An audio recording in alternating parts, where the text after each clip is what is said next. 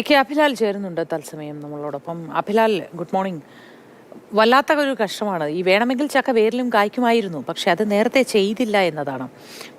പിന്നീട് ഒരു ജീവന്റെ വില തന്നെയാണ് ഇപ്പോൾ കുറച്ച് ദിവസങ്ങൾക്കുള്ളിൽ കിട്ടിയത്.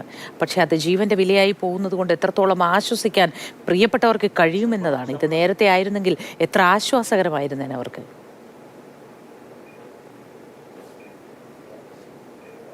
നടപടികൾ തീർത്തും ആശ്വാസകരമാണ്. അധ്യാപികയ്ക്ക് മാത്രമല്ല, ഈ വേദനയിൽ വലിയ ദുഃഖവും ഒക്കെ തന്നെ പങ്കുവയ്ക്കപ്പെടുന്ന നമ്മുടെ കുടുംബാംഗങ്ങൾക്കും ഏറെ ആശ്വാസകരമാണ്. പക്ഷേ സ്വാഭാവികമായി ചെയ്യേണ്ട നടപടിക്രമങ്ങൾ അത് ആശ്വാസകരമാകേണ്ടി ഒരു ഘട്ടത്തിലേക്ക് എത്തേണ്ടിയിരുന്നിടത്താണ് ഒരാളുടെ ആത്മഹത്യയെ തുടർന്ന് ഇത്തരത്തിൽ വളരെ വേഗത്തിൽ ഒരാഴ്ച കൊണ്ട് കാര്യങ്ങൾ യഥാവിധി നടപ്പിൽ ആക്കി വരുന്ന ഒരു സ്ഥിതിയിലേക്ക് കാര്യങ്ങൾ എത്തുന്നത്.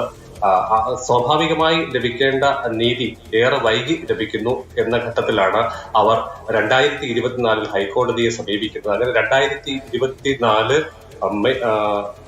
നവംബർ മാസം 26 അനുകൂല വിധി ലഭിക്കുകയാണ്. 3 മാസത്തിനുള്ളിൽ ശമ്പള കുടിശ്ശിക അടക്കം ആനുകൂല്യങ്ങൾ ലഭ്യമാക്കണമെന്ന നിർദ്ദേശം പത്തനംതിട്ട വിദ്യാഭ്യാസ ഡെപ്യൂട്ടി ഡയറക്ടർക്കാണ് ലഭ്യമാകുന്നത്. പക്ഷെ അതിന്മേൽ കാര്യമായ യാതൊരു നടപടിയും സ്വീകരിക്കുന്നില്ല.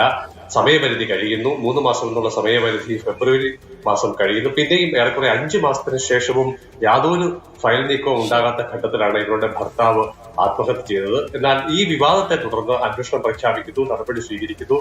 ഏറ്റവും ഒടുവിൽ ആത്മഹത്യ കഴിഞ്ഞ് ഏറെക്കുറെ ഒരാഴ്ച പിന്നിടുന്ന ഘട്ടത്തിൽ ഫയൽ നീക്കം വളരെ വേഗത്തിൽ. ശരി അഭിലാൽ, ഏതായാലും ഇത്രയും വർഷങ്ങളായി നടത്തി കൊടുക്കാൻ കഴിയാത്ത കാര്യം ഒരാളുടെ ജീവൻ നഷ്ടപ്പെട്ട ശേഷം ദിവസങ്ങൾക്കുള്ളിൽ നടത്തി കൊടുക്കാൻ കഴിഞ്ഞുവെങ്കിൽ എത്രയോ മുന്നേ ഇതൊക്കെ നടത്തി കൊടുക്കാൻ കഴിയുമായിരുന്നു.